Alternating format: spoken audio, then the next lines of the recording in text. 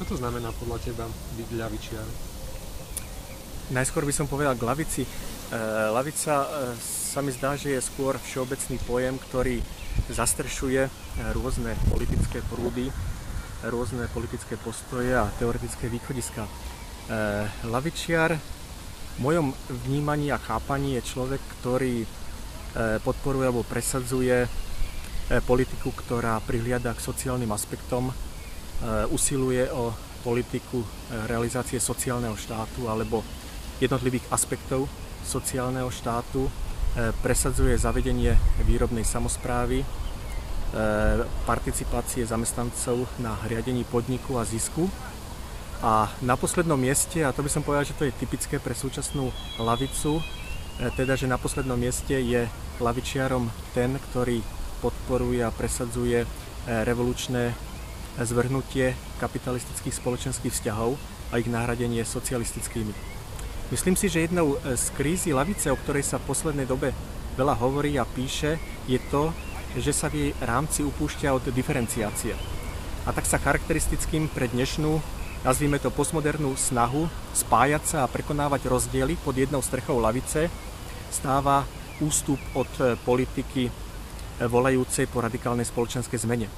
V mojom chápaní je lavičiarom predovšetkým ten, ktorý tlmočí, podporuje a presadzuje požiadavky a záujmy demokratickej väčšiny národa. To znamená triedy námezne pracujúcich ľudí práce, a to v konfrontácii s vládnúcou triedou súkromných vlastníkov kapitálu, to znamená v konfrontácii s buržoáziou.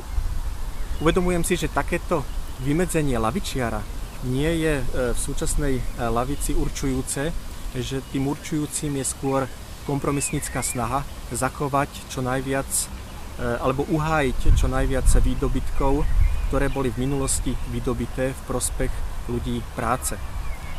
Tí, ktorí sa hlásia k radikálnejšej marxistickej lavici, sú v rámci spoločnosti skôr menej disidentmi a v rámci lavice nepolepšiteľní konzervatívci.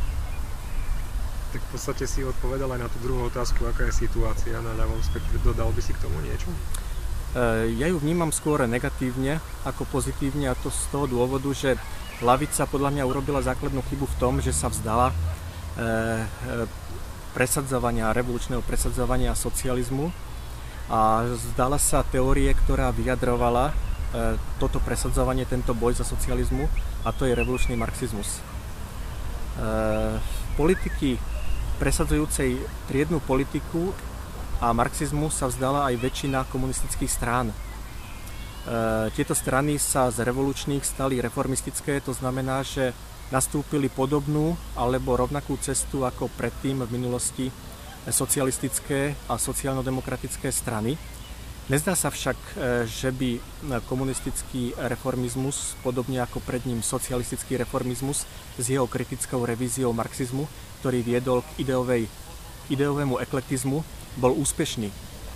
O pravom opaku môže svedčiť osud talianskej komunistickej strany, ktorá mala v priebehu 70. začiatku 80. rokov minulého storočia stabilnú vyše 30% voličskú podporu. A táto reformistická komunistická strana, ktorá bola vzorom komunistického reformizmu, nakoniec krachovala a o mnoho lepšie nedopadli ani iné strany tzv. Eurokomunizmu, španielská alebo talianská komunistická strana.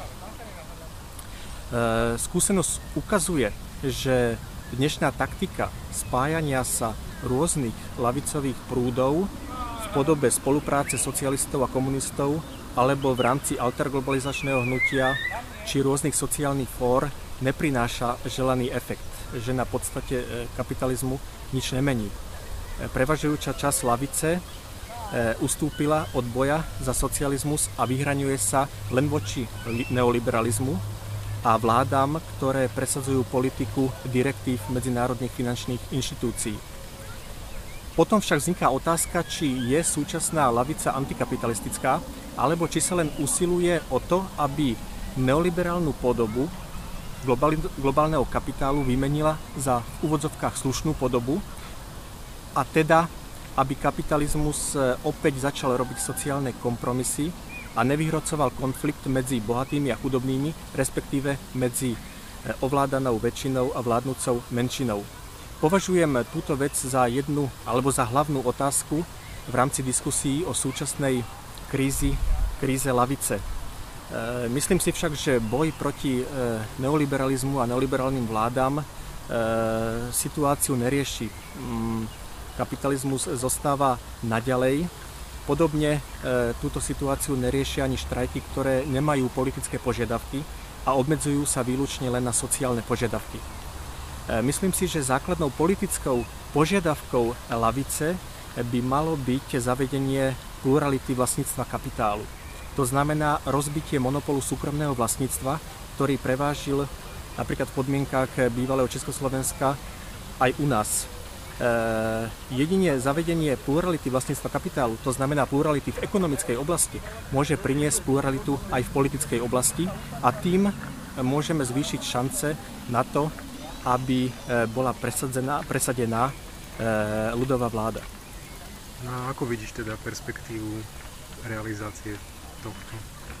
Myslím si, že realizácia ľavicových ideálov alebo ľavicových princípov závisí od toho, do akej miery sa ľavicové politické strany dokážu vrátiť ku svojim hodnotovým východiskám. To znamená, že do akej strany dokážu primárne zastupovať záujmy ľudí práce, do akej miery dokážu robiť triednu politiku a do akej miery sa dokážu vrátiť k marxizmu. Súčasnosť ukazuje, že s radikálnejším vymedzením sa voči dôsledkom kapitalizmu sa stretávame v občianskej spoločnosti. Toto antikapitalistické hnutie je maloburžázne. Nechcem však znižovať jeho váhu. Práve naopak, myslím si, že pod jeho vplyvom môže dojsť k oživeniu alebo k prebudeniu proletárskeho hnutia, ktoré je v hlbokej pasivite a nezáujmu o presadzovanie vlastných triednych záujmov. Bez prebudenia proletárskeho hnutia však nemôžeme hovoriť o nejakej efektivite antikapitalistického zápasu. To znamená, že perspektíva presadzovania ľavicových hodnôt závisí od toho, do akej miery dokážeme prebudiť proletárske hnutie, ktoré by malo byť vedené revolučnou stranou, ktorá presadzuje nielen sociálne, ale aj politické požiadavky námezne pracujúcej triedy.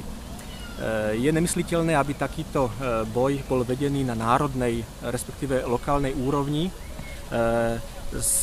Na medzinárodnej úrovni by mal byť koordinovaný, možno do určitej miery aj usmerňovaný nejakou centrálou, najlepšie v podobe novej alebo obnovenej internacionály.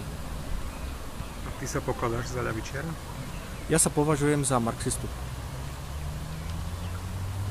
To znamená všeobecne áno, za ľavičiara. Čo to znamená marxista? Marxista je človek, ktorý pozerá na spoločnosť nie ako na nejakú jednotnú substanciu, nepozerám na ňu metafyzicky, ale pozerám na ňu diferencovanie, to znamená triedne.